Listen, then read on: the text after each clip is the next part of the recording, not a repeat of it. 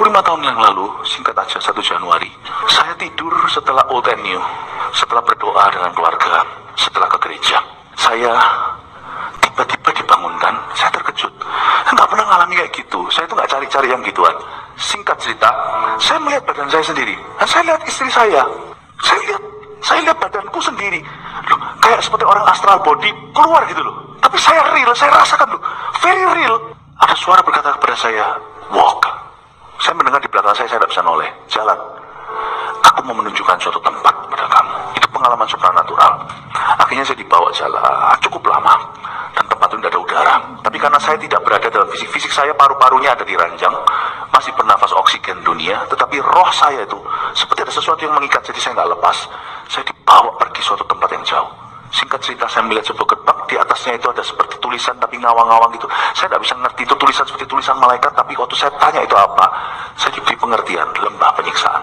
Saya buka pintunya, kegelapan di situ itu bukan gelap yang gelap seperti ini gelap ya, cuma takut gelap, lalu nyalain lampu, lalu gelapnya hilang. Bukan, gelapan di sana itu kegelapan yang hidup. Jadi sekalipun ada lampunya, gelap itu gerak. Dan waktu dibuka itu, baunya itu bau daging busuk. Dan saya dengar suara segala macam bahasa itu menghujat. Mereka tidak bisa sebut Yesus di mulutnya, mereka hanya menghujat. Yang mereka hujat adalah Tuhan, mereka tidak bisa sebut Yesus. Karena nama Yesus sudah cerai dari mulut mereka. Kalau mereka sebut Yesus, mereka selamat. Nggak bisa. Saya lihat, singkat cerita, saya dilihat beberapa adegan, berada di pinggir, berarti orang-orang yang baru mati. Jubel-jubel, banyak orang, belum ada api, tapi saya lihat ujungnya itu ada asap membumbung tinggi. Seperti ada orang di belakang saya memberitahu sama saya, di ujung itu lautan api, tapi itu jauh sekali. Dan orang itu berjubel-jubel semuanya dari sana. Tahu nggak, waktu berjubel-jubel di sana itu berarti yang paling sini, itu yang paling baru mati. Yang paling sono, itu adalah orang yang udah lama mati. Tapi saya melihat di daerah dekat kurang lebih seperti saya dengan pilar itu. Saya melihat seorang wanita yang disiksa. Dan Roh Kudus beritahu pada saya bahwa wanita itu dosa utamanya di hidup ini adalah dusta. Yang dimaksud dosa di sini adalah sexual sin. Orang ini hidup free sex. Ini adalah penangkapan saya. Saya rasa in my spirit, orang itu free sex atau dia selingkuh, something like that.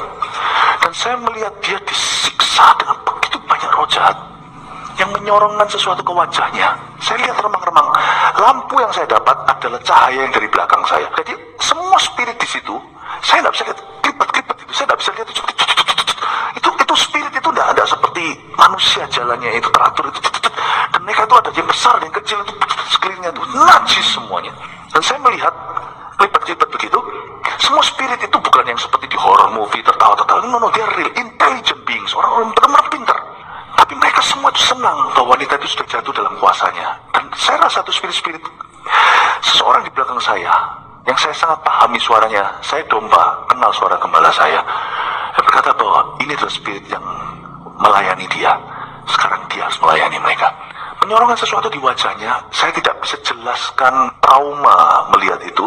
Hancur lebur lidah dan wajahnya jadi bulan-bulanan. Tapi dalam hati saya merasa ini mungkin hanyalah sebuah fantasi atau sebuah gentayangan. No. Tuhan memberitahu pada saya, ingat, tiba-tiba waktu saya melihat gitu itu ya, scriptures after scriptures itu jadi come alive. Salah satunya itu di Matius yang Yesus katakan, jikalau matamu membuatmu berdosa, cungkilah. Lebih baik kau satu mata one eye check masuk surga.